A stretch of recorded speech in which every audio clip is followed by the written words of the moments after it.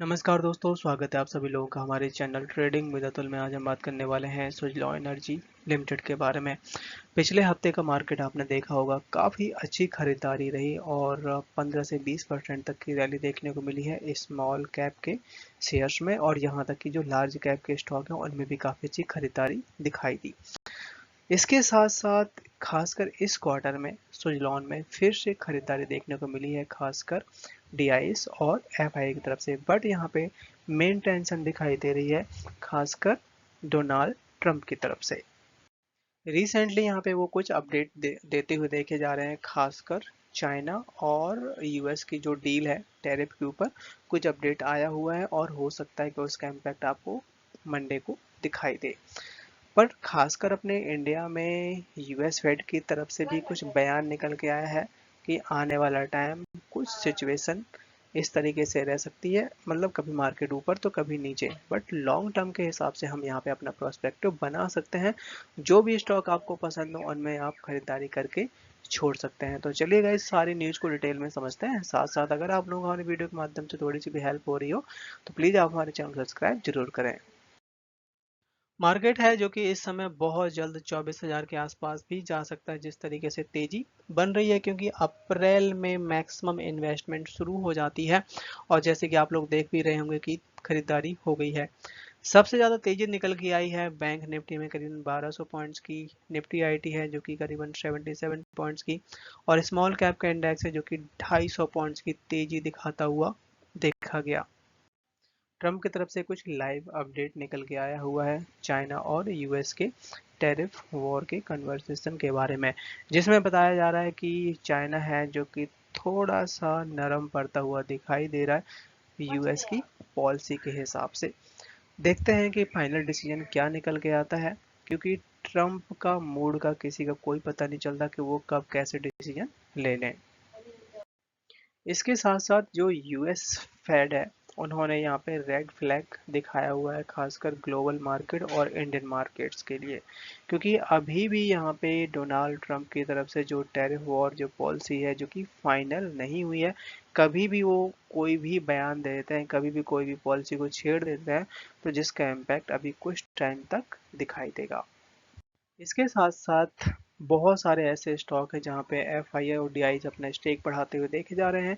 Recently यहां पे सुजलॉन में आप देख सकते हैं कि करीबन 23% तक का स्टेक है एफआईआई के बारे में, जो कि पिछले जो क्वार्टर था वहां पे 22% तक का स्टेक था। तो काफी अच्छी खरीदारी दिखाई दी है एफआईआई की तरफ से। कंपनी की मैनेजमेंट है जो कि इस समय काफ़ी बड़े नंबर ऑफ शेयर्स हैं। आप देख सकते हैं कि लगभग 4,95,000 नंबर ऑफ शेयर्स हैं जो कि जारी कर रही हैं, वो भी ₹5 पर शेयर के हिसाब से। और ये जो शेयर जारी किए जा रहे हैं, जो कि कंपनी की पॉलिसी है, गवर्नमेंट ऑफ इंडिया की तरफ से ये बनाई गई है, जिसमें हर एक कंपनी को अपने एम्प्लॉय के लिए सस्ते रेट पे शेयर जारी करने होते हैं। तो इस सुजलॉन ने ये जारी किए हैं, जो भी उनकी कंपनी में काम करते हैं उनको ये रेट पे मिलने वाले हैं। इसके अलावा कंपनी है जो कि 101 मेगावाट का ऑर्डर जीतती हुई देखी जा रही है। ये जो 100 गीगावाट के ऑर्डर्स हैं जो कि महाराष्ट्र में लगाए जाएंगे, और लगभग लगभग साल डेढ़ साल के अंदर बहुत जल्दी पूरा करने की रिक्वायरमेंट जताई गई है, जिसमें 48 गीगावाट का अलग से लगेगी टरबाइन, और बाकी जो बचा है वो अलग से लगेगी। इसके साथ साथ जो सिंगल सिंगल टरबाइन होंगी, हर एक टरबाइन 3 मेगावाट की रहने वाली है। रिसेंटली जिस तरीके से मार्केट में करेक्शन देखने को मिल रही है, यहाँ पे सुजलॉन में बड़ा दाव लगाने की बात कही जा रही है, खासकर मार्केट एक्सपर्ट की तरफ से। अभी 2025 में करीबन 16% डाउन है शेयर, जिस तरीके से पिटाई देखने को मिली है सारे मार्केट की, जिसमें सुजलॉन को कंपेयर किया जा रहा है खासकर सीमेंस से, एबीबी इंडिया से, यहाँ तक कि थर्मैक्स से। जिसमें मोतीलाल ओसवाल का कहना ये है कि इस समय सबसे बड़ी अच्छी जो पिक हो सकती है वो सुजलॉन इंडिया हो सकती है, जो कि काफ़ी अच्छे तरीके से ग्रो कर रही है 26% एनुअली बेसिस पे।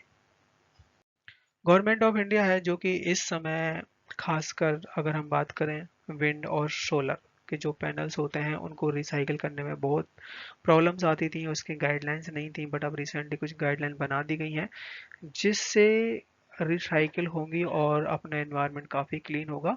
और ये जो कंपनियां हैं सोलर और विंड, इनको और भी अप्रूवल मिलते हुए देखे जाएंगे। बात करें यहाँ पे अगर हम वॉल्यूम एनालिसिस के बारे में, तो आज आप देख सकते हैं कि 6 करोड़ का वॉल्यूम बना हुआ है और डिलीवरी की बात की जाए तो 2 करोड़ का डिलीवरी उठाई गई है।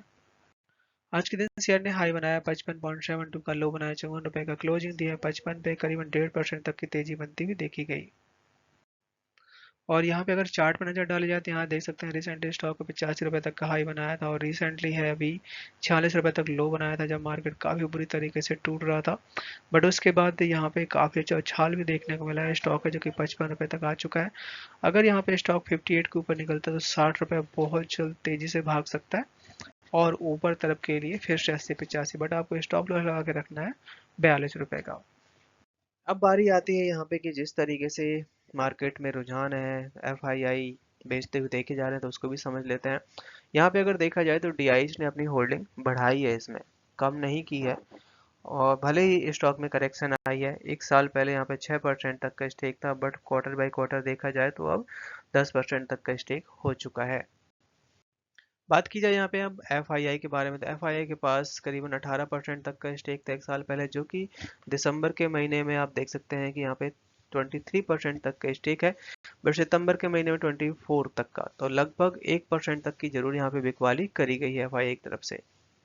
वहीं पे दूसरी तरफ देखा जाए कि जो अपने रिटेल इन्वेस्टर थे उनकी तरफ से बिकवाली जरूर करी गई है।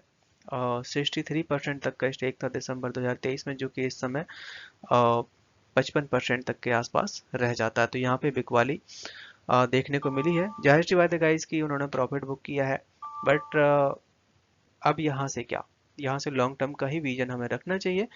और गाइस अगर आप लोगों को वीडियो पसंद आए तो प्लीज़ लाइक सब्सक्राइब करना ना भूलें।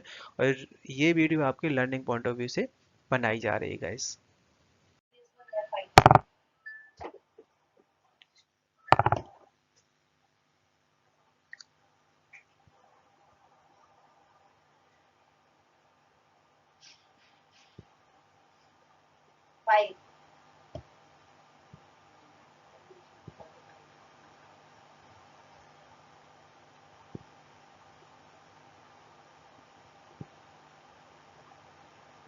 P is also divisible by 5. हाँ,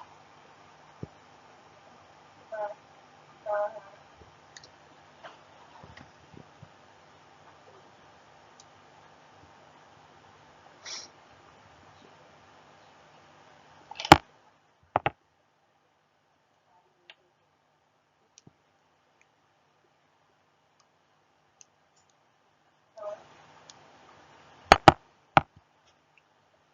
अब हम वैल्यू पुट कर देंगे. अब हम वैल्यू पुट कर देंगे. हाँ. 5c square is equal to 5 2 square नहीं हो जाएगा.